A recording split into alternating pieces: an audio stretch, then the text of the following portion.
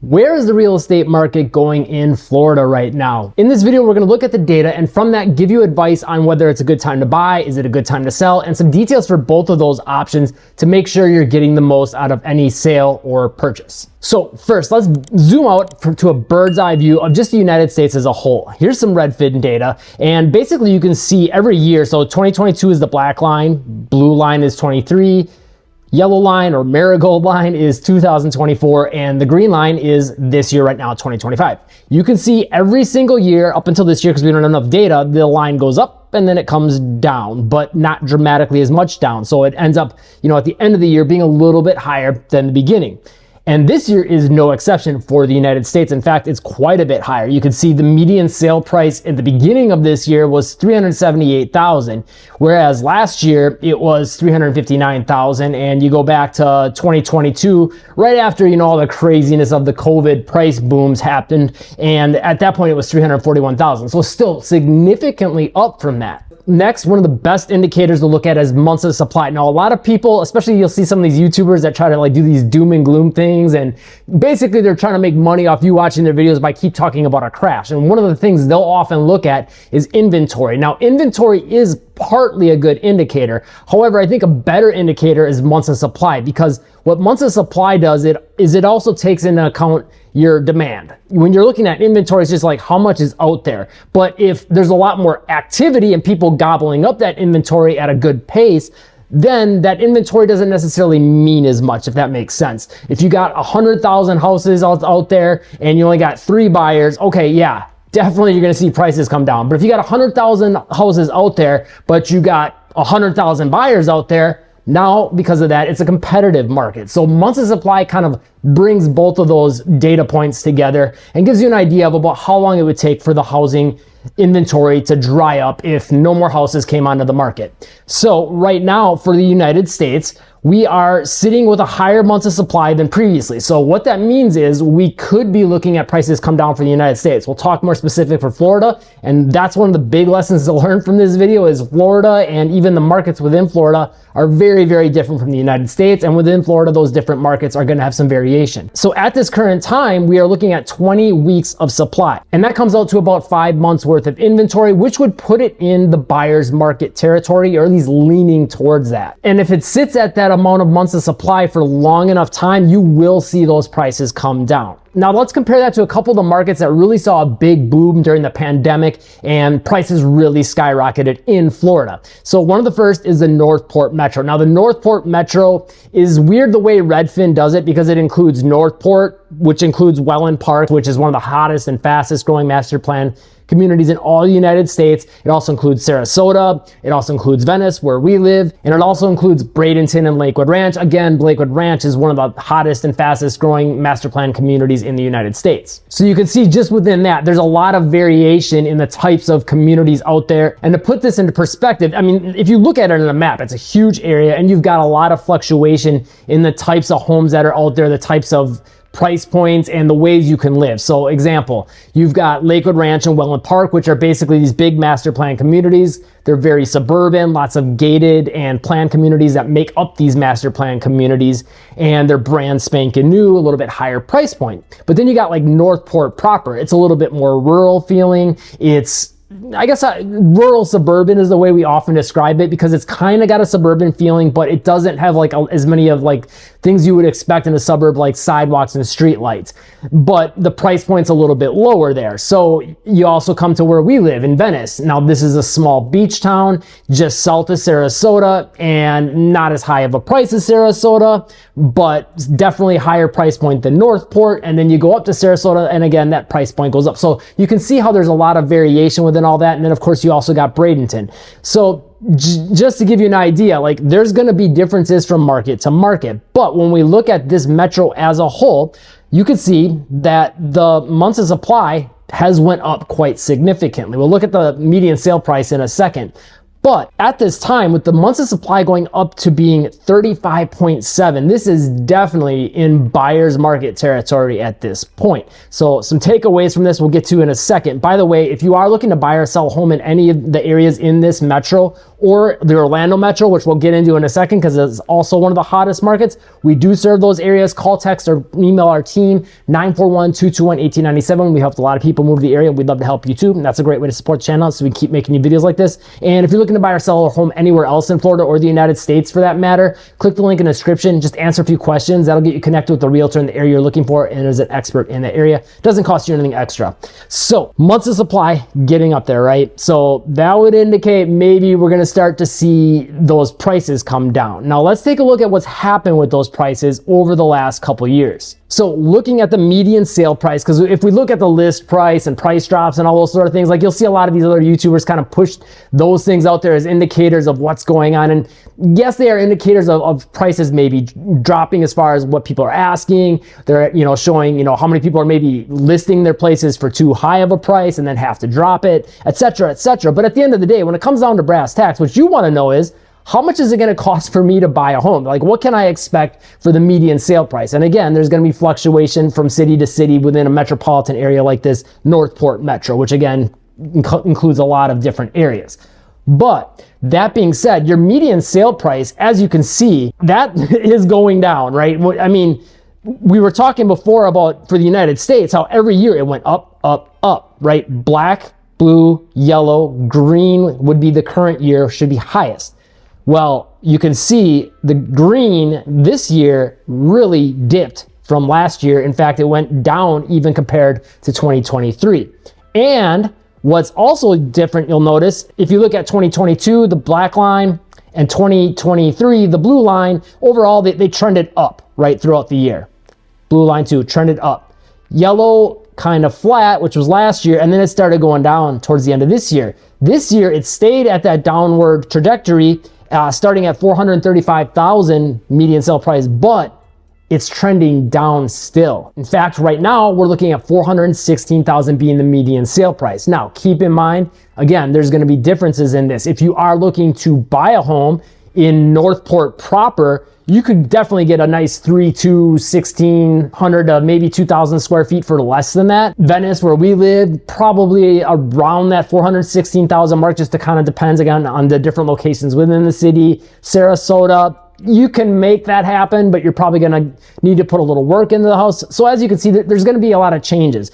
That being said, there's also a lot of new construction opportunities out there where it's not so clean cut to look at it in terms of the opportunity as far as, okay, here's the price point, because they are offering different incentives, such as including upgrades or buying down your interest rate. So you have to kind of put some of those things into the mix. And that's definitely an opportunity, I think, right now that should be strongly considered. So what does this mean for you if you're looking to sell a home from this area or buy a home in this area? Because this is an area we serve. And then we'll look at the Orlando Metro and talk about that a little bit more, because that's another one of the hot areas over the last, few years that now it's going to be interesting to see how things play out. Well, right now, if you are looking to sell a home in this area, I would say this, two things. Number one, you want to make sure that that listing, as far as, the way it's presented, when you list it, the price point, like all those things are really, really going to matter. And also the timing is going to matter. I would not go into looking to sell a place right now and look at the price a year ago or 2 years ago with rose tinted glasses and say, oh, I could still get that. Or maybe if I start around that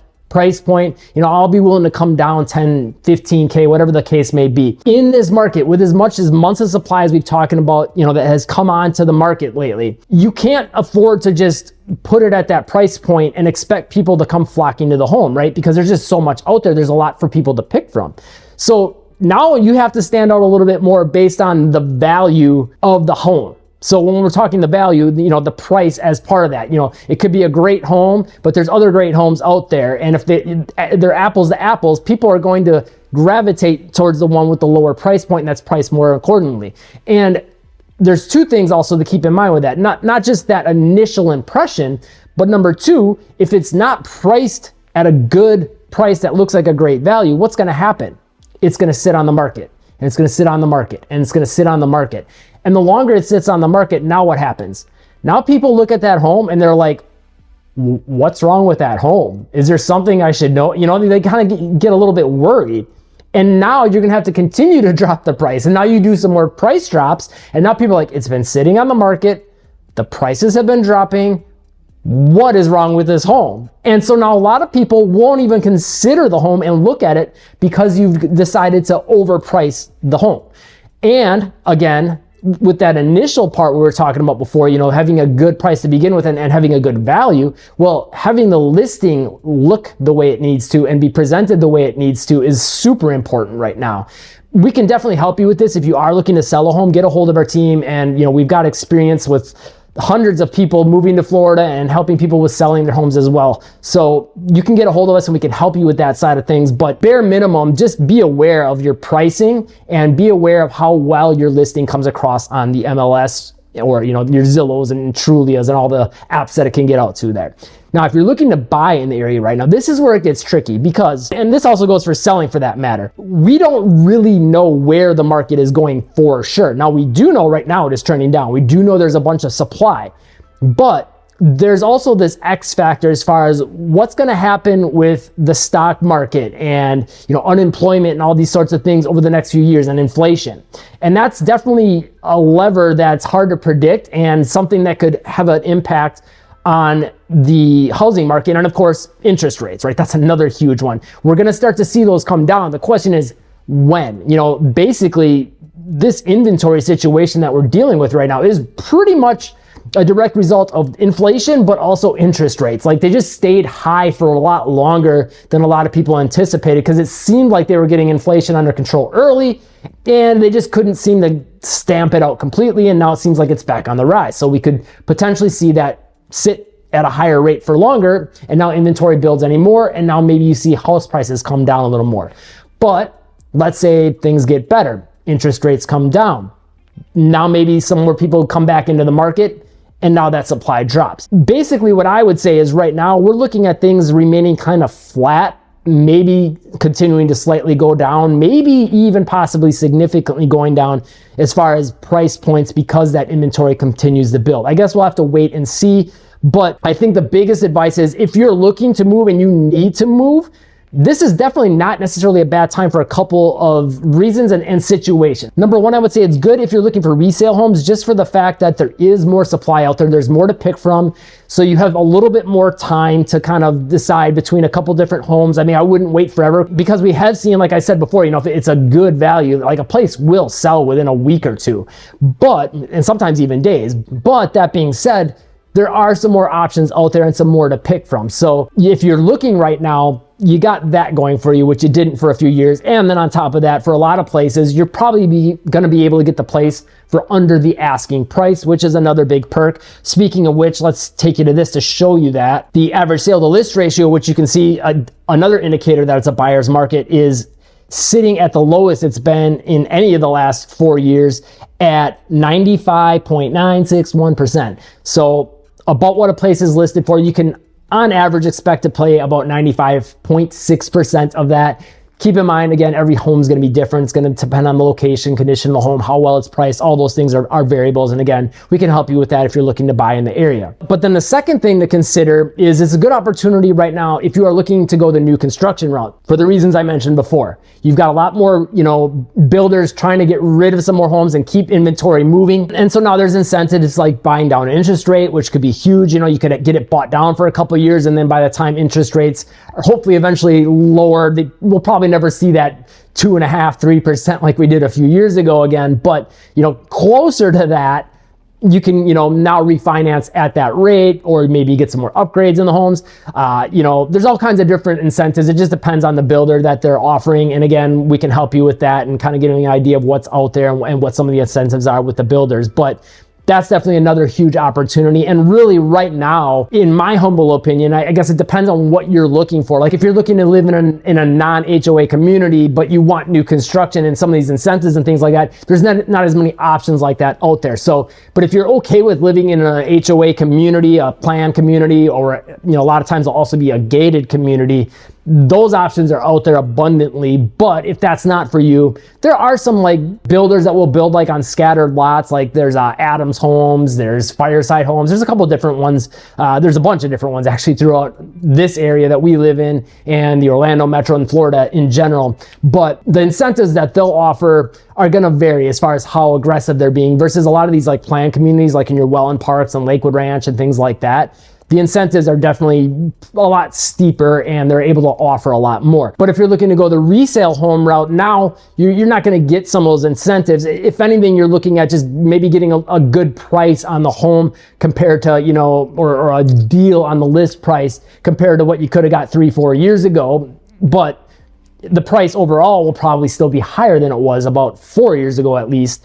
So that's something to keep in mind. But if you want that non-HOA lifestyle, that's mainly where your options are going to be, you know, is in more of the resale homes. So that's something to consider. But if you're okay with maybe being in an HOA, you know, then a lot of the, you know, incentives that are out there right now and the value to me right now is in those communities, just because you're going to get a brand new home with a little bit more peace of mind. It's, you know, you're going to have less to worry about in terms of flooding and hurricanes because the home's going to be elevated and built to the latest codes. Not to say resale homes aren't out there that you can get that, but it's just a little bit less of a guarantee. And again, the homes are going to be older, so the roofs are going to be older, so a little bit more susceptible to damage. Maybe it doesn't have the hurricane impact windows or hurricane shutters, but with a new construction home, you're going to get a lot of those things that are going to minimize your risks, and you're going to get a newer, probably higher quality home, and you're going to get a really good price on it, if not a better price on it than a resale home. So that's kind of like the situation right now when you're looking to buy in, especially this area, but also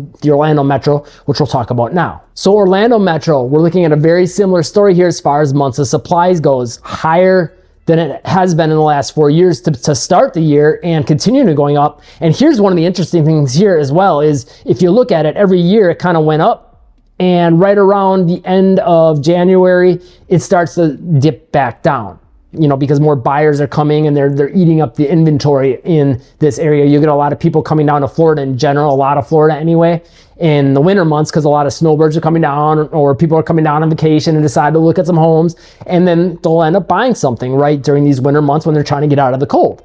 Well, this year, what's kind of interesting is you're seeing it a little more flat. And it's taking it's a little more sticky and not making that significant drop like it has the last couple of years. And that inventory has stayed a little bit higher. And we're sitting at 26.5 weeks of supply, making it, again, leaning towards a buyer's market. Maybe not quite as strongly as the Northport Metro, but definitely higher. There is one unique thing we'll talk about in a second with the market in Orlando that I think sets it apart from the Northport Metro, but let's get into that in 1 second. Let's first go through that median sale price, which right now you can see it's had a little zigzag thing going on, but overall relatively flat for the last few months. What you'll also note is that it's looking awfully similar to last year, a little bit higher, but not much. And right now, again, to get down to brass tacks, what you could expect to pay, right now, $398,000 is the median sale price in the Orlando Metro. Now, just like this area, in fact, probably even more so in the Orlando Metro, there is a ton of range on what you can expect for price points because there's so many suburbs and pockets to this area. Now, you know, you've got Orlando proper, you've got your Winter Park, which is going to be a higher price point. You've got Baldwin Park, which is also going to be a higher price point. Then you got some other areas that are going to be a little bit lower price point, like Altamont Springs or Castleberry. And you also got the Orlando Metro stretching west and south and north. So you've got areas like Claremont that are starting to become a part of that. The price point's a little bit more attractive there. So there's all these different pockets to it, and definitely a lot of fluctuation. So again, if you are looking to buy or sell a home in that area, get a hold of our team and we can help you kind of navigate that, because there's a lot to put into consideration with this area because it's just so big and there's so many different ways to live in Orlando, because you could be closer to the Gulf Coast, you could be closer to the Atlantic coast if the beach is a big thing to you. Maybe you want to be closer to big businesses in downtown Orlando or to the theme parks, or maybe you want to be away from the theme parks. So there's just so much to consider with all that and finding the right area. But $398,000 is your median sale price for the Metro, which again, it's hard to kind of just smash it all into that, but if you did, that's what you're looking at. And now your average sale to list ratio, take a look at this. You can barely see the green line here, but it's dipping. It is going down. And right now we're sitting at 96.9%. So kind of similar to the Northport Metro. And what that means is there's a little bit more deals to be had out there, right? Whatever place is listed at, you can expect to be able to get it a little bit lower than that list price than you were the last definitely 2 years, but at least at this current time, and definitely since 2022 and definitely since 2021 and 2020. So overall advice on this area when you're talking about buying or selling is very, very similar to the Northport Metro. A slight difference is as far as, you know, keeping in mind where you want to live in the area as far as that goes, if you're looking to move to the area. But I think if you're looking to sell in either of these areas, it would probably be best to do it now, because I think we're only going to see prices remain stagnant, or if anything goes slightly down, possibly go down significantly maybe over the course of the next 3 years. Again, it's so hard to say what's going to happen with the economy, interest rates, inflation, all that kind of stuff. But I think with as much inventory as we have built up and seeing how it's been kind of sticky in both markets, which were very, very hot during the pandemic boom, we're going to see those prices continue to go down. So it would probably be better to sell now than continue to wait. The longer you wait, the more you're going to lose if you bought, especially like in 2020, 21, 22, probably even 23.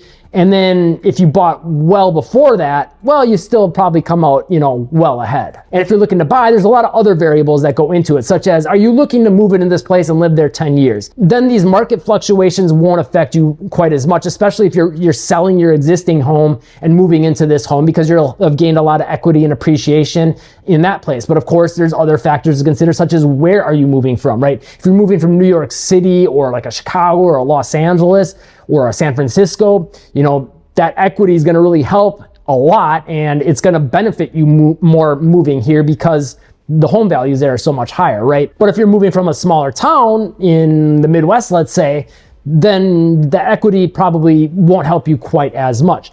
But again, if you're looking to stay in this place and live there for 10, 15 years, you know, maybe even I'd say 7 years would be probably enough to correct for any market fluctuations that we'll see. You'll probably be okay. And then also, is it a second home? Is it an investment property? Is it Airbnb? There's all these things that you'll want to consider. And again, you can get a hold of our team to help you kind of work through some of those things. But the one other thing I wanted to point out, and I think this is important right now with Florida, when we're talking about Florida, there's been obviously a lot of changes with the prices going up, property taxes, insurance going up, but also hurricanes. And with that, this last year and 2 years before that, the Gulf Coast got hammered pretty good, and Daytona Beach, actually, for that matter. So we saw a lot of that come to the forefront, and a lot of people living in those coastal areas and people thinking about moving to those coastal areas second guess it. You know, do I want to deal with hurricanes? Am I afraid of them? Am I going to have to deal with tons of damage? And I can tell you firsthand, we live in a beach city and our house is about 2 miles from the coast. We live in Venice, Florida, and we have seen some damage, but nothing that I would say is catastrophic. So just to, you know, put it into context, I guess, you know, and as far as insurance costs goes, like some people think like, because they see this in YouTube videos and stuff, that if you live in Florida, your insurance is $7,000 a year, bar none, doesn't matter.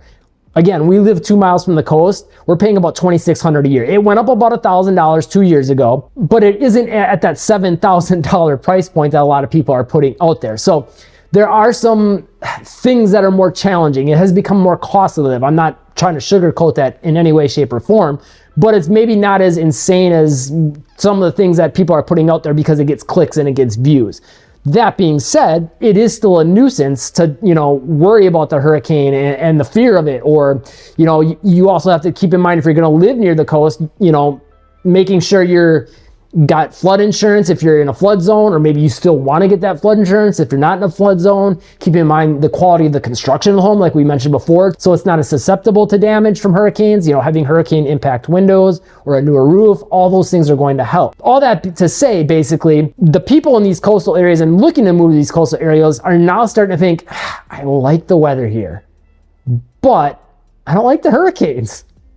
I'm going to go in. So I think with Orlando, it is a slightly different animal, but the price point has went up so much that it still makes it a little bit out of reach for some people, depending on, you know, the pocket that you're looking to move. So you are also seeing some people consider some of these smaller inland areas, such as like Okeechobee and Ocala and all these other areas that are in central Florida that are a little more insulated. And I think that is going to help some of those markets get some of that inventory eaten up. And I think you're going to see a little bit more of a steady price point as time goes on, whereas maybe the coastal areas, you're going to see some more of that volatility, which we often do. So with that being said, if you are looking to buy or sell in the Orlando Metro or the entire Northport Metro, which goes all the way from Bradenton down to Inglewood, and also part of Inglewood we also do serve, that's not in the Sarasota County area, and Port Charlotte is also not part of that metro, but we do serve that area as well. You can call, text, or email our team if you want to sell a home, buy a home. Again, now is a good time if you are thinking about, okay, I'm going to buy for sure. I would not wait, but get a hold of us. We can help you with that anywhere else in Florida or the United States. If you're looking to buy or sell, you can click the link in the description. If you found this video helpful, hit that like button. And if you want to know more about moving to Florida, check out this playlist right here. We got a ton of videos there that you'll find super helpful. I guarantee it. Thanks for watching, and we'll see you in that video next.